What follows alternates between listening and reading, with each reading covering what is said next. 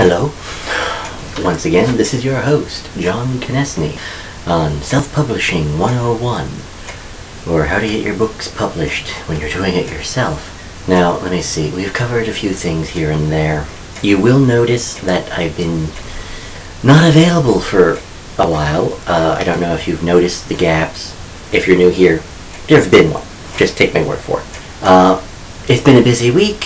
I'm going to cover some of what I've done so far, and if you wish to mimic what I have done, please do so. I do not hold copyright on anything here aside from my actual novels, and even then I share one. Step 1. What I have done has been with a co-author named Alan Yaskowitz. We have been working together on a book called Codename Winterborn. If you are not familiar with the song Winterborn by the Crow Shadows, go out, try it, listen to it a bit. Actually, coming soon, I'm going to have a trailer involving that. If it's not up already, it should have a link either in this corner or that corner, or pick a corner, any corner. When you're going to be self-publishing your own books, part of the problem is going to be getting the word out. Now, I've covered this a bit in other things, in other posts, but one crucially important aspect is review sites. Now, before you think, oh my god, I'm going to have to go to Publishers Weekly. No. It's an option, but no. If you don't believe me, go look at Newsweek. It ain't there anymore. You don't need big name anything. They help. God knows. They help. What I've been using has been from CarinaFabian.com. If you are not familiar with her, with Carina Fabian, the author, she's part of the Catholic Writers Guild. She's done several books in fantasy and science fiction, etc., etc. Infinite Space, Infinite Space, Infinite God 2 are part of what she's done. She edited both of those. She's got a series of books. I'll link down here. When going through her website, you'll see for writers. You will also wind up with a lot of review sites. General, romance, science fiction, mystery, that sort of thing. Which leads to another skill set. If you don't have it, find someone who does. Writing flap copy. What you see on the back of the book, which basically should sound like the voiceover for a movie trailer. You know, in a world where one man has to blah blah blah. If you don't know what I mean, go to Honest Trailers on YouTube. You'll get a whole bunch of examples. Although in that case, they're making fun of the formula, so please don't mimic it exactly. Otherwise, you're going to be making fun of yourself. Now, my point there is a flap copy is not only what will get people's attention to your book in the first place, because that's going to be a lot of what you send people. That's going to be on, for example, your Amazon.com page. However, when sending to review sites, you can kind of fudge things a little, just a little. Don't copy and paste somebody else's plot. But, for example, I've got Codename Winterborn. It is, in essence, a science fiction revenge novel. We're going to kill off the wife, the team, the partner, what have you, of a military professional, in this case, a former Navy SEAL who has gone into intelligence work. And the punchline is, guess what? The people who screwed you over, they're the senators on your intelligence committee. And go through and kill them all off. That's the short version. Obviously, it's a lot more complicated than that. Otherwise, there's not much of a book. It's an 80s movie. Commando, maybe. What I wound up doing, like I said, I co-authored it, and my co-author, Alan Yaskowitz, his wife wound up helping us write very specific review copy for romance review websites. Believe it or not, there was enough of a romance subplot in the book that when just Well, describing it from a certain point of view, you can write it up as a romance novel. It helps that I'm a bit of a romantic sap underneath the highly sarcastic veneer. Now that's part of what I've been doing lately. In addition, I recently met with an artist who might be interested in doing a workup, doing a mock-up of a few characters. Her name is Ellen Stedfeld. Again, URL. Check her out. I like her artwork, and she's got like 5 different art styles. I'd start flashing her around some of the samples she gave me, but I didn't ask her permission, and she might be pissed, and I'd rather not get killed by an artist. I have this image of a paintbrush going in my ear. Anyway, so there's that. Part of what else I've been working on. Now, I'm going to release 2 books in the next month. One is Codename Winterborn, and as I said, I've been sending out a lot of review copies on that. Science fiction and romance have been just 2 of the genre review websites I've been sending this to. In addition to that, we also have been working on a cover. Now, let me show you something. I mentioned in a previous vlog that if you go through CreateSpace, you get various and sundry photos as options to put on the face of your book. Let me show you something. This is the first cover for Codename Winterborn. Now, looks good, right? Oh look, fire, flame. This is supposed to be a post-World War III novel. In case you're wondering, there has been no World War III. We are not doing a historical novel. Now, the cover looks good. You know, it's fire, it's, gee, we've got World War III, Earth has been burned, we've got Kevin Anderson, he has been burned in more ways than one. So, it looks representative of what we have in the book. So, we had to reorder the book and wind up with something a little bit more like this. Now, obviously, it's not supposed to be, 7 people taking out an entire nuclear stockpile. That's a little bit too sci-fi and completely off the deep end. Besides, this particular novel is taking place in 2093, so technology isn't going that far ahead. So, a small commando team can take out a nuclear stockpile. Ain't happening. What we were stuck with was the Eiffel Tower. Actually came out looking like what we ordered this time. Who knows? Codename Winterborn will be coming out, give it a week at most. I'll see what I can do about bringing my co-author along for the next vlog. So, let me see, we've got the new cover design for Codename Winterborn.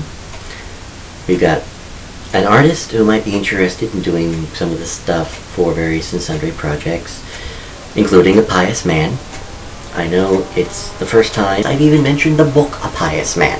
So if you're curious about why, well, a lot of stuff has been happening. Now, what's next?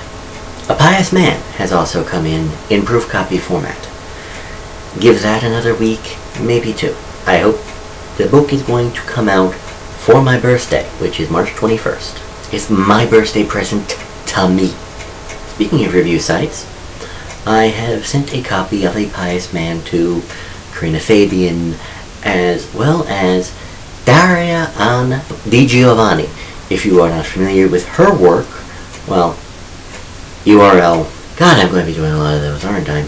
It was actually quite amusing, because on Sunday, I think, I got an email.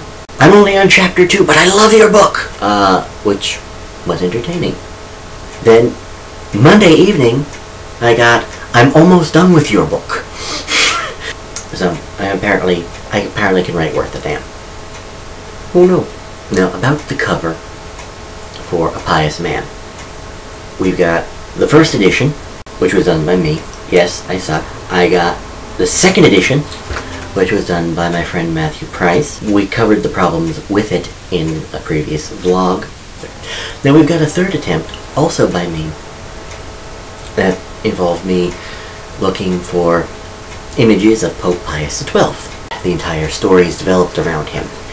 And, oh look, we've got this wonderful image of Pope Pius XII online that was too good to pass up.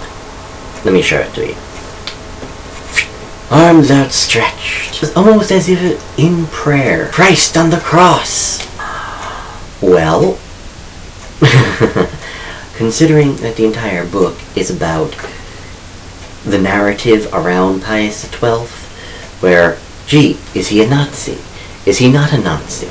Did he save Jews during the Holocaust? Did he kill Jews during the Holocaust? Etc. Well, this is the image I wound up with next. You can see it was kind of too good to pass. Now, what I've got, simple, straightforward, simple, straightforward. I know I want the damn thing in color, but sorry, we can't have it. Why? Because Pope Pius XII died before there was even color photography. So, no. Is the image a little bit too dramatic? Yes. But then again, look at the cover of any Robert Ludlum novel.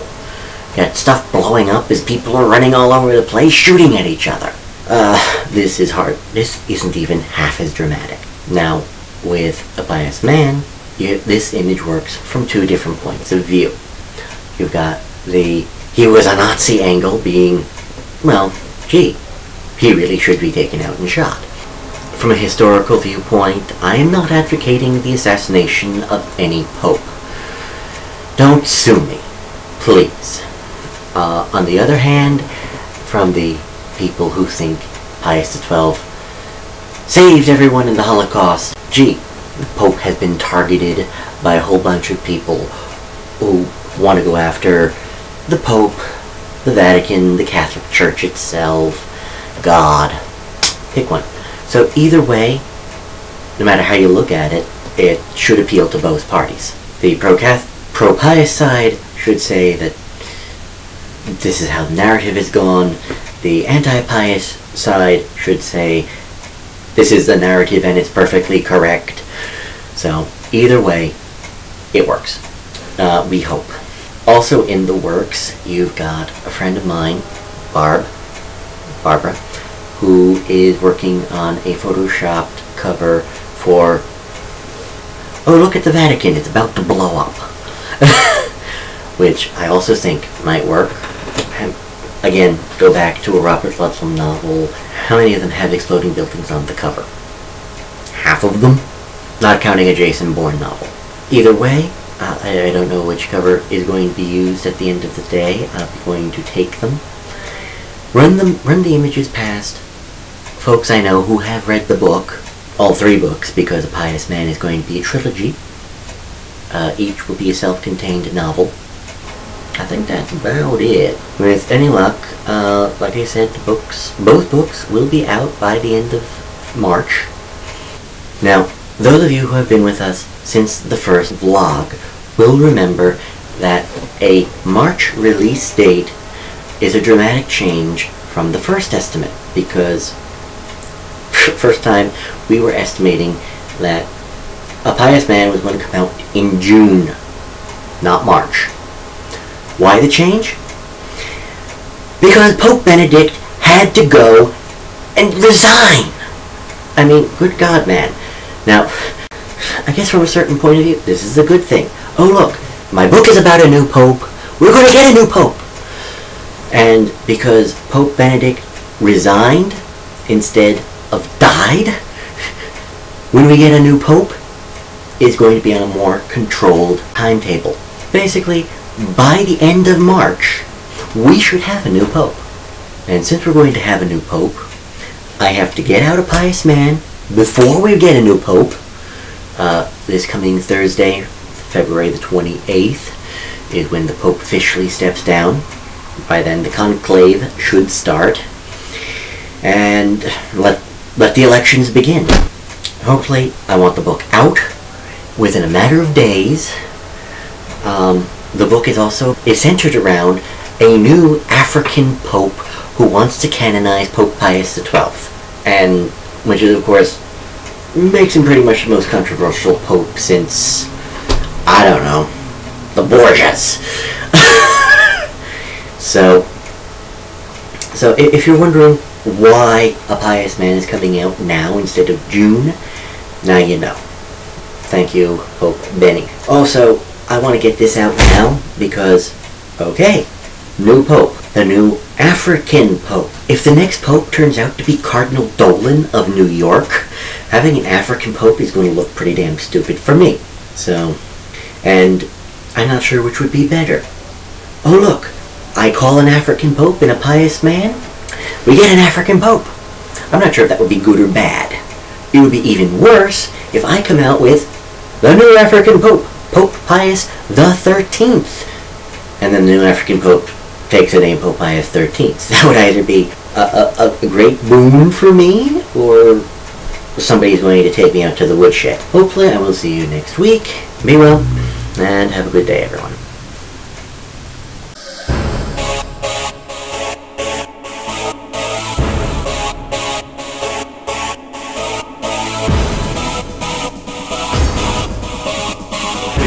Patris et Filii et Spiritus Sancti.